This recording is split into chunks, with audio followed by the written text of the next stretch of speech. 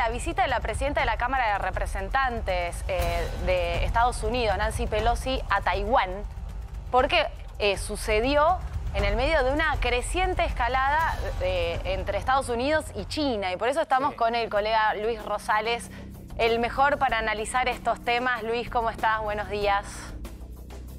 Hola Cata, hola Facu, ¿cómo están? Bien, Luis, Bien, uno piensa a veces que estas noticias están tan lejos, pero ya la guerra entre Rusia y Ucrania nos demostró que todo lo que parecía lejos ya no es tan lejos porque después impactan precios. ¿Qué está pasando ahí entre entre Estados Unidos y China? Bueno, argumentando a favor de lo que vos decís, de que cualquier conflicto nos va a afectar, eso es cierto, pero además este no es cualquier conflicto, Facundo. El secretario general de las Naciones Unidas hace apenas 2 días dijo que la humanidad está a un error de cálculo de la aniquilación nuclear. Y efectivamente, a ver, la guerra que está en progreso, que todavía se mantiene entre Rusia y Ucrania, es entre potencias nucleares. Rusia sin duda y Ucrania con la OTAN detrás, que es una fuerza nuclear sin duda, con potencia nuclear, con arsenal nuclear, con bombas atómicas que pueden ser usadas, para que la gente lo entienda.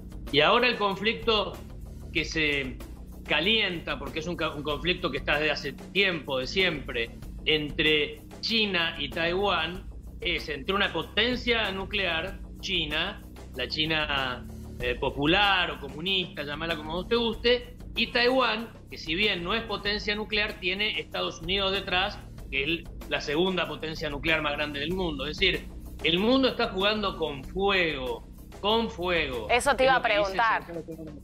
Digamos, y la visita de Pelosi a Taiwán, en este marco, digamos, ¿qué significa? ¿Cómo hay que leerla, Luis? Bueno, es una ofensa enorme a China, a la China continental. Una ofensa enorme.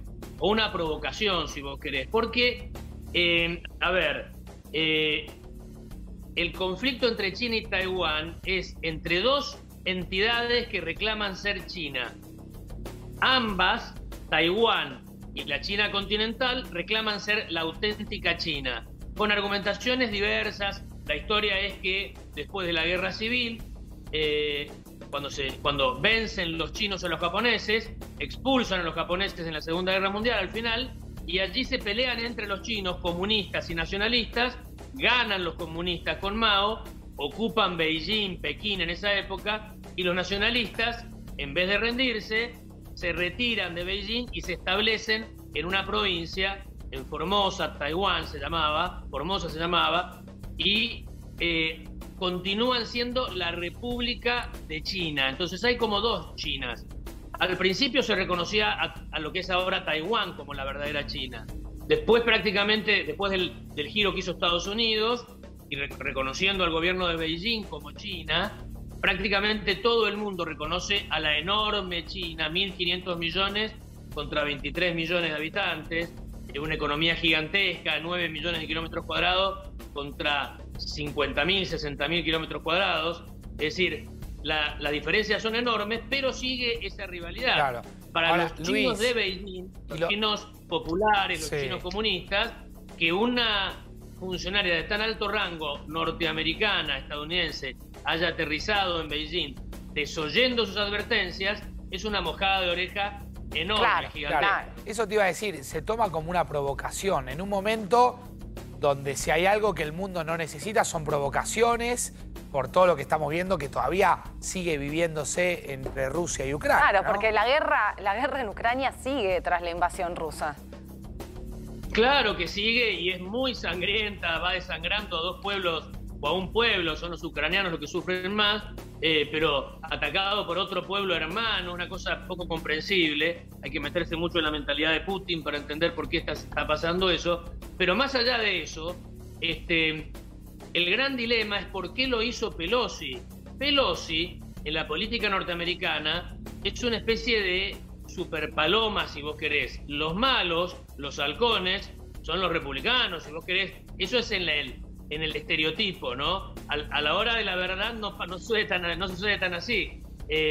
Halcones eran Bush o Trump, Se supone que Pelosi, que es una liberal, es decir, de izquierda, dentro de la política norteamericana, por supuesto, súper progresista, representante o diputada por San Francisco, que es una de las ciudades más abiertas de los Estados Unidos, no es de los Estados Unidos del centro conservador, por lo contrario. Esta mujer, ¿por qué toma esta decisión, esta acción? Casi desoyendo los consejos del presidente Biden, que queda muy debilitado de ser una decisión sola de Pelosi. Bien. Sin el aval de Biden. Seguro. Lo deja muy mal para Biden. Ahora, otros dicen que es una especulación concertada con Biden para tratar de mostrarlo al presidente un poco más fuerte. Pensá que hay elecciones ahora en noviembre y la perspectiva es muy mala para los demócratas, elecciones parlamentarias. Claro. Entonces, por ahí hay una búsqueda Entonces, de algún grado de estrategia electoral o que va a impactar en las elecciones. Veremos, Luis, veremos. Por supuesto, te seguimos en los reportes aquí en A24. Bueno, es así. Acordate, Facu, que siempre para entender la política exterior norteamericana tenés que pensar en la política interior, cómo repercute en las elecciones. Los presidentes norteamericanos finalmente son unos esclavos de las elecciones. Seguro. Siempre.